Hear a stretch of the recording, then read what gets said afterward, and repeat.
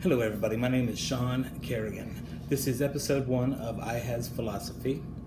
I am a philosopher, and anybody who disagrees with that is probably an academic philosopher. Anybody else probably doesn't give a shit. This is episode 1, and it's the introduction. I started this YouTube channel in order to explore philosophy because I am a philosopher, just like I said, and I love philosophy. I'm going to introduce myself and give you a background, brief biography. U.S. Navy, 6 years. I was a fire controlman, 2nd class. That's not really relevant to philosophy, but the experience I had in the military was. I have a BS in psychology with a business minor. I'm diagnosed with adult ADHD. I've been ADHD since I was a little kid.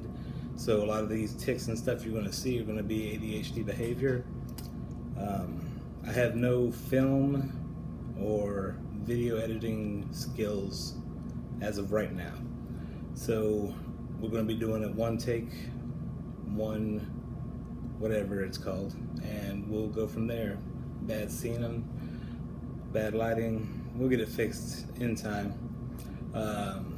Let's see. Got my BS in psychology, business minor, but I changed majors several times. First I was an art major, then an English major. Then I changed to computer science and figured out I suck at computer science.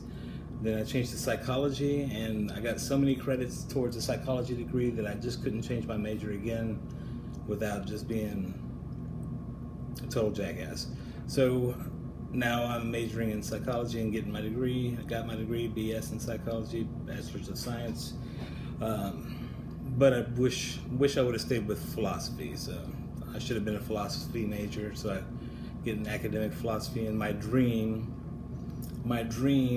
is to be a professor teaching philosophy at a university. But I think that I would have to stop having ADHD, and that's not going to happen. So I might not really be able to be an academic professor, but we'll see. I am a philosopher. If Ayn Rand can call herself a philosopher and people believe her, then I am a philosopher. Okay. The only people I anticipate that would protest are people who have no valid opinion whatsoever, or academic philosophers participating in the peer review process are probably going to be like, hey, you're not a philosopher, and I'm going to be like, hey, fuck you. So I try to have a script, but that's just not going to work. I'm not going to be able to make videos if I have a script. Just not how I'm going to be able to interact. I do much better writing, so if you're interested in the blog, go write, see my writing. I'm going to try to write for Cracked. I don't know if that's going to work out. I try a lot of shit, and it doesn't always work out. Let's see. How did I get started in philosophy? I started very young in philosophy as a peripheral effect. My father started me in martial arts training. I started training in Goju Ryu Karate, and from then on I've been in martial arts since 3 years old, training in one form or another, except I've been a lazy bastard trying to do other stuff for the last 5 years, I think. So I'm non-practicing martial artist at the moment. That's why I'm fat. Go ahead and put in the comment fields that I'm fat or I'm ugly. I don't know what you're doing watching the philosophy channel if you're a troll, but how you doing? Okay, so martial arts. I started studying Bushido, read Miyamoto Musashi. This is back in the 1980s. Read Bruce Lee's The Tao of Jeet Kune Do, which is pseudo-philosophical, but it exposed me to philosophy. I studied Zen Buddhism, philosophy, Taoist philosophy. Into the 90s, I studied existentialist philosophy, Nietzsche. I guess I was probably in my late teens, so the stereotypical angsty, rebellious teenager, hates school, read Nietzsche. I read Jack Kerouac, which is not philosophy, but related, in my opinion. Hunter Thompson, Fear and Loathing, and his other works. Really love Thompson and Kerouac. I studied Taoist philosophy with Lao Tzu and read the Tao Te Ching. think I even read the I Ching, but that doesn't make any sense to me. Somebody tried to tell me it was about logic, and I didn't get into it. In the 2000s, after I got out of the Navy, I got into Zen Buddhist philosophy, Christian philosophy with C.S. Lewis and Kierkegaard. Then I started really studying world religions. I was having a existential crisis with my personal religion. I was raised Christian with a fundamentalist influence. My mother is a card-carrying member of the Baraka Church in Texas, which is a fundamentalist, non-denominational church started by R.B. Thiem and now being run by his son Thiem. I don't know. But anyway, studied philosophy, had an existential crisis, rebelled, declared myself a atheist, and then figured out that I was not an atheist due to various reasons. Part of that being raised Christian makes me not atheist, in my opinion. Studied world religions. I was at a seeking in the early 2000s, in a seeking mode.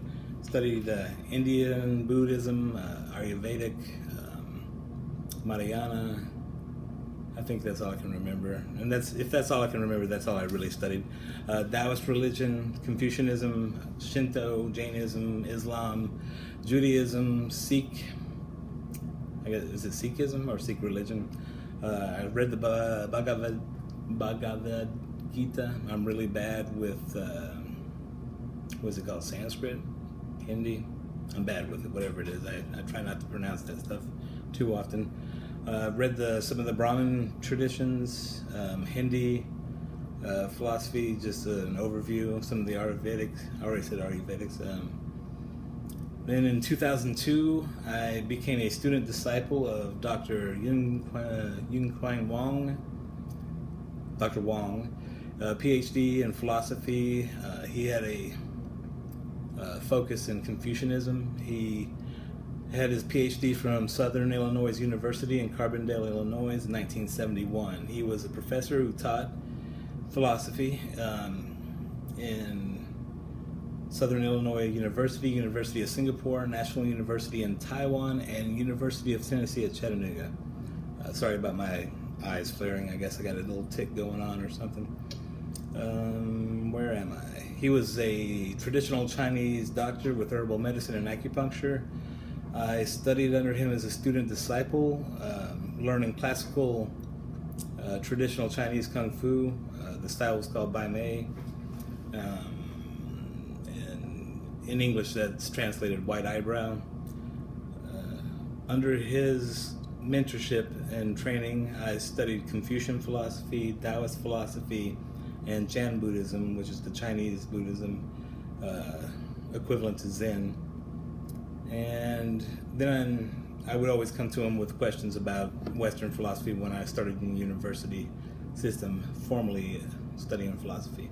I studied under him from 2002 to 2009. He died, had a stroke, had bad health, and it broke my heart when he died, and I miss him a lot. So there's a unique relationship I had as a disciple of a Chinese PhD in philosophy, studying Kung Fu. I also studied Qigong, which is energy work, standing Qigong meditation, and I did not get into the herbal medicine or the acupuncture. So from there, I started formally studying at University of Tennessee, and I was pursuing a bachelor in science and psychology, but every chance I got, I took philosophy classes because I did not have the courage to major in philosophy because I figured I would never get a job. But turns out I studied philosophy and don't want a job that's not in philosophy, so now I can't get a job. So that strategy did not work out. Let's see where we're at. My formal education at University of Tennessee, the classes I've taken there: Intro to Philosophy, History of Ancient Philosophy, History of Modern Philosophy, World Religions, Western Philosophical Traditions 1 and 2, existentialism, philosophy of religion, existentialism and phenomenology, skepticism in the East and West, feminist theory, logic, language, and evidence are the names of the classes I took. Also, I feel it's relevant. I took rhetoric and composition, scientific writing, public speaking, art history, music appreciation, fine arts drawing 1 and 2, graphic design. Mathematically, I only got up to algebra 2 and trigonometry. Pre-calculus was, I did all right with, while I was in the military, I learned pre-calculus as far as it was with those things that go in angles. What the hell are those called? Well, I didn't learn enough to remember the name of vectors. Yeah, vectors. I learned vectors. Fuck it. But science is not my strong point, and neither is mathematics, other than the algebra 2, statistics. Good at statistics, made A's in that. Statistics for research, for psychology, so specifically psychological research statistics. Accounting, I did real good in accounting, 1 and 2. I took a bunch of psychology classes. I don't think they're directly relevant to philosophy. I'm thinking about it. And then informally, as an autodidact, I've read a lot of work. And I'm not going to get into the entire reading list of all the journal articles and the original text that I've read, but I will try to write up a reading list. What is that called? I don't even know what that's called. Portfolio regarding the philosophy works I've studied. And foreign language, Spanish 1 and 2 is what I studied in college. I've got the what do you call that thing? Rosetta Stone program. I bought that for German because I want to study the original language for Heidegger and Kant. Science, I excelled in biology, failed at chemistry and physics. Economics and business, I do really well with micro and macroeconomics, finance, accounting, really good at that. Environmental science, conservatism, bioconservative science, whatever. Then during my existential phase with religion, I studied, and I continue to study now, church history. Studied early church history, Thomas Aquinas, the Protestant Reformation. Went with medieval scholasticism and theology of the medieval times. Studied Calvinist, Arminian, and Wesleyan theology specifically. I studied fundamentalism and dispensationalism. Studied St. Augustine and Neoplatonism as related to the church. Read Dietrich Bonhoeffer's works, C.S. Lewis' works, Joseph Pieper's works. Read Moody and Graham just to really decide that I'm not in agreement with their translations of doctrine. It's irrelevant to the philosophy, other than theology has a heavy influence on the way I study philosophy. But religion doesn't, because I am, I suppose, a heretic, a Christian heretic that's apostate as far as the fundamentalist church is concerned. I'm trying to think of it in the context of how I was raised. So, raised, baptized in a fundamentalist non-denomination church. As far as they're concerned, I'm probably a radical heretic who's apostate. But I don't think I am. But that's what all heretics think, right? So, let's go on.